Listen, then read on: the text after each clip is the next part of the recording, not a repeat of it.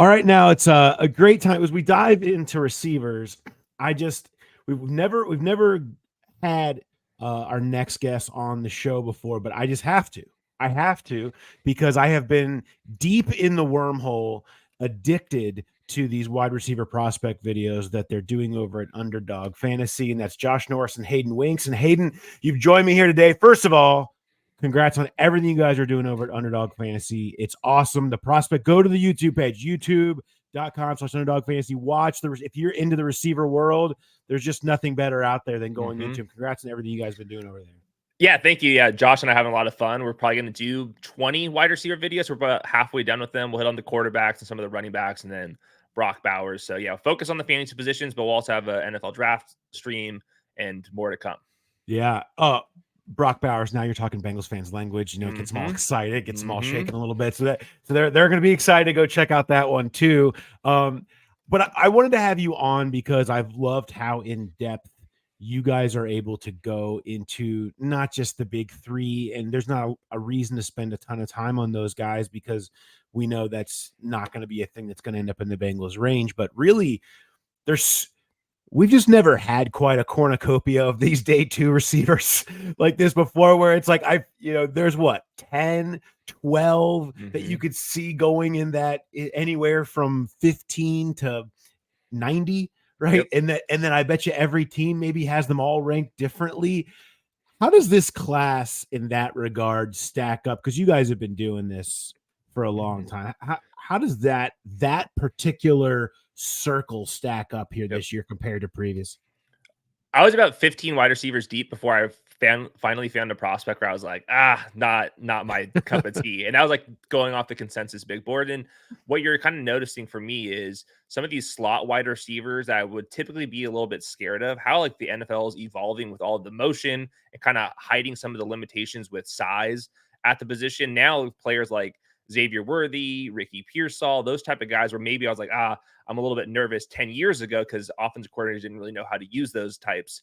Now there's like very clear answers. So I think that we're kind of expanding on the types of wide receivers that could win. And then the second part of that is there's actually some size, like some actually X wide receivers. Now, that's not necessarily the Bengals problem at all right now, but for a lot of the other teams out there, it's hard to find like a big X wide receiver. In the last couple draft classes, it seemed like everybody was small. So now we have these slot wide receivers that are wicked fast. And also it's kind of the return of some of these big wide receivers. So yeah, this is like one of the deepest classes. I have a million round two grades, it seems like. Yeah, and it's in that, and that's what's going to be interesting because I think every team is going to be looking for something specifically and different that's missing as everybody now builds these basketball team wide receiver rooms where they want, like the Bengals have had here. They've had Jamar Chase, who's do everything, and they've had, go get it T. Higgins, and then Tyler Boyd underneath. Everybody's trying to find these different pieces. And gosh, it just seems like this year there's so many of them that the order that they go in might not really even necessarily be representative of the talent level. It's just the fit and the time in the draft we find them. That said, I want to talk about the Bengals specifically with, I think they love the idea of inside, outside versatility, slot. They're not afraid of slot only. But the idea of you can play Jamar in the slot more if you have a slot who's more inside outside versatile. Let's rank that top of the board and take the big three away. Where does that sit for you if you're trying to hit that profile? Well, yeah, that's the great part about Jamar Chase. Is he's so versatile that you can kind of go different flavors here. And then obviously I think that T. Higgins will be back on the roster. So I think that someone like Brian Thomas, I think that would be kind of a 1-for-1 replacement for T. Higgins. But in theory, if they wanted to go with Brian Thomas, you can kick Jamar Chase into the slot. But I think like more like the classic fit would be Ladd McConkey. He's more of a late round one guy, but let's say he falls all the way into that kind of 49th overall range. I think that he would be a perfect kind of fit. I thought he was a fantastic route runner. His production was up and down, but like on a per route, per target basis, Ladd McConkey is as shifty as it gets. He's a little bit undersized, so a lot of people want to call him a slot wide receiver. I watched him win on the outside against SEC competition way too much. And I think that there's sometimes where he get kind of thrown around against press man coverage, but some of these out routes, if there's a corner sitting on off coverage, I think he's going to be fantastic at that. And I think for the Bengals offense in particular, somebody like Ladd McConkey would be perfect kind of in this inside outside role and basically his running mate in the SEC, Ricky Pearsall out of Florida, basically the same profile. I think that Ladd McConkey was just a step quicker in and out of his breaks compared to Ricky Pearsall, but Ricky Pearsall, the same mold, most likely a slot wide receiver, but one plenty on the outside, inside, outside routes, option routes, any of those type of things, I think would be perfect fit. So Ladd McConkey and Ricky Pearsall are kind of these like vertical guys if you want them to be, but for the most part can kind of work in the intermediate and underneath part of the field. Yeah, that's the other part. Bengals making a very public play to add explosiveness. They weren't considering the weapons, I mean, that they had last year, and let's take the calf and the Burrow injury out of it. It's obvious, but still, even when everything was going nowhere near as explosive as they wanted to be, really beyond Jamar Chase, and they've attacked that this year with exchanging out Mixon for Zach Moss, adding Gesicki, who can let them finally throw downfield to a tight end, which they've never done. But, that's why I think stretching the field may be something that Tyler Boyd didn't do as much of. Yeah. As a slower slot is really enticing for them. And so I think it opens them up to a new world of possibility there. That's why I wanted to bring in a couple other names, Jalen McMillan and Roman Wilson. And maybe they're on the next level down, but where do you see those guys in comparison to the first two that you mentioned? So I have different opinions on those two. I have Roman Wilson as a round 2 grade. He was a good player at Michigan. He didn't get obviously the volume because of the offense, but when you watch him, he's a vertical slot wide receiver. Now, his catch radius is small, 5'11", 185 pounds, but he runs a 4.41, which is much faster than most slot wide receivers. They would use him in pre-snap motion that I was talking about, some of these schemed up touches. He was outside on 31% of his snaps. And I think his big route that he runs at a great rate is these crossing routes where you can kind of run away from defenders. And if there's going to be a ton of one-on-one matchups in the slot because you have to guard T. Higgins and Jamar Chase.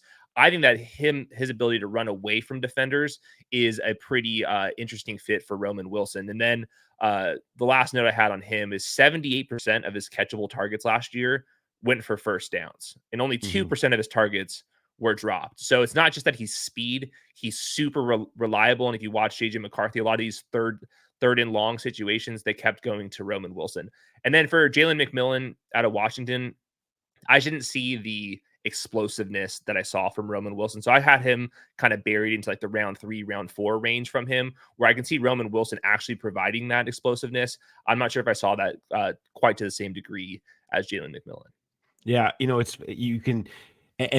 an area where if 49 doesn't happen, a receiver for the Bengals, those are the names, that's that next tier down too that you start considering. And it's just many years you could get really excited about a guy like Jalen McMillan, and now he falls into this group a little bit further down because there's just so many other players to think about. One other thing that you have, you've written a great piece kind of going through your rankings here, and have your wide receiver model and trying to avoid these busts. What is it, that you view as the biggest red flags, one or two of those, I guess, that where these busts are coming from? Because, you do get into this hit rate, especially if you're talking second round, and we see it year in and year out, flip the coin. But when it hits, boy, is it sweet. But there's the other side of it. What are those flags for you? So what I'm always looking for, I want the Power 5 guys. I want the people from the best universities. I think there's something to how well you were recruited. If Nick Saban thinks you're good, I think that's a good characteristic. So on the flip side of some smaller schools, I get nervous. And then even back to the Baylor days when all those guys were going round 1, we kind of saw that with TCU. So the Big 12 at one point was making me a little bit nervous. But really, it's if you didn't declare early, that's kind of a weak spot for me. So if you played for the 4th or 5th year, that's concerning. I think that size ends up mattering just based off of what your ceiling could potentially be and what role you're going to have. And then the production does matter. I think that the 40 times are nice to have, but not every single good wide receiver in the league is really fast. I think if you want to be truly elite, you got to have that. But I'm looking for early age production. I want you to declare early And in a perfect world, you were playing on one of the best teams. So that's the criteria I'm looking for. So someone like Roman Wilson doesn't hit every single one of those. He played into his senior year, but he was efficient. He was productive within the confines of that offense. And then Michigan obviously was very good.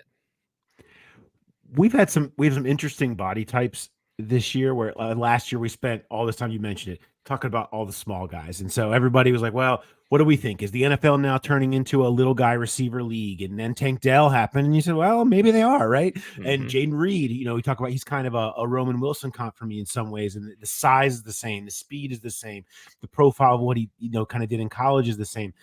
And now I wonder, we've got some of these guys that are these, more the yak guys, and you're like, they can't all go to the 49ers, right? Like Right. you're talking about Leggett, Corley. Yep. There's a number of these guys in the middle. What do you make of some of these guys that are more of these yak guys that don't have as much of the intermediate in a Bengal system? I don't know if that fits, but how easy is that to maybe, can you see projections to becoming that type of an intermediate guy that can work inside, even though most of their stuff was manufactured scheme stuff Right. that didn't have as much intermediate love? All that stuff to me is price dependent. Like, for example, round one, Traylon Burks, almost all of his college production was schemed up. So drafting a player like that in round one always takes a huge projection that he's going to be able to do more than that. And then, like, on the flip side, this year, Xavier Leggett, I don't know if he's going to go round two or round three. Kind of, it seems like evaluations are all over the place with him.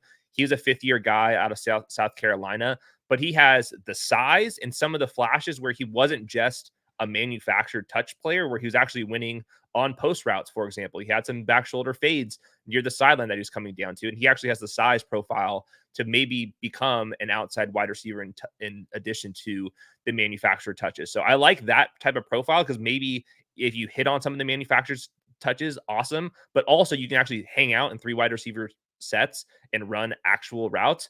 And somebody like Malachi Corley, who is exceptional yards after the catch wise, I just didn't see him running the regular routes. I believe his air yards per reception, like how deep downfield he caught the ball, on average last year was at 3.8 yards. I mean, that is basically running back tight end type of numbers there. Yeah. So trying to expand on his role to winning on the outside or winning from the slot just down the field takes a little bit more of an imagination. So I think it just kind of depends on the price point.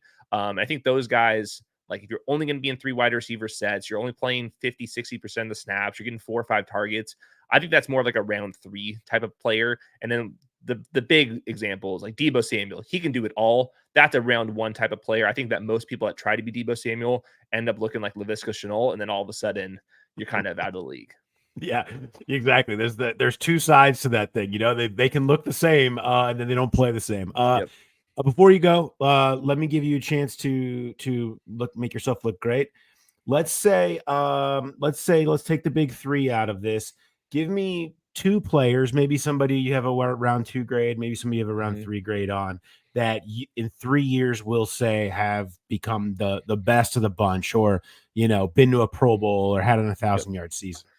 So I have a round 1 grade on Lad McConkey. It sounds like he's more likely to go in round 2. He's just way too quick out of his breaks. And that's, to me, the big difference. His catch radius is not the same as someone like Emmanuel Sanders or kind of these like Tyler Lockett guys, but his route running, all of that stuff is fantastic. Some of the comps that he has, just if you're looking at like his height, weight, speed, production, it comes out like Chris Olave. So people want to put him in this weird bucket, but he can actually win downfield. I think at the very worst, you're getting Lad McConkey looking like Zay Flowers. And then scrolling down the list a little bit more here, let's go with a deep sleeper.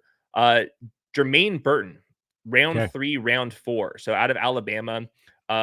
There's kind of some character concerns with him, so I don't know any of the details of those, but on the football field, his just ability to pluck the ball out of the air, run in a straight line, 4.4 speed. He has a vertical ability. He has pretty good hands. He's also, like, for a vertical receiver, he's not so skinny where you worry that he's going to get pushed out into the sideline or has to be in the slot.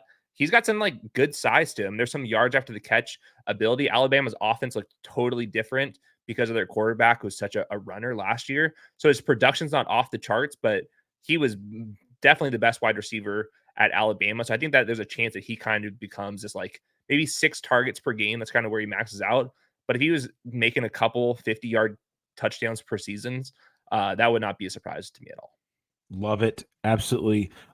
Everybody, make sure you go over. If you're watching this right now on YouTube, great. Congratulations. You're on YouTube. Go on over to Underdog Fantasy and dive into the wormhole. You're going to love all the stuff that Josh and Hayden do over there, because it's just it's fantastic. And there's plenty more coming. Trust me, you'll see it when the Brock Bowers one comes out. I can already see all the Bengals fans just scurrying over as quickly as possible. I'd love it. They can't wait to find it. Hayden, appreciate your time. Thank you very much for joining us, and we'll talk to you soon.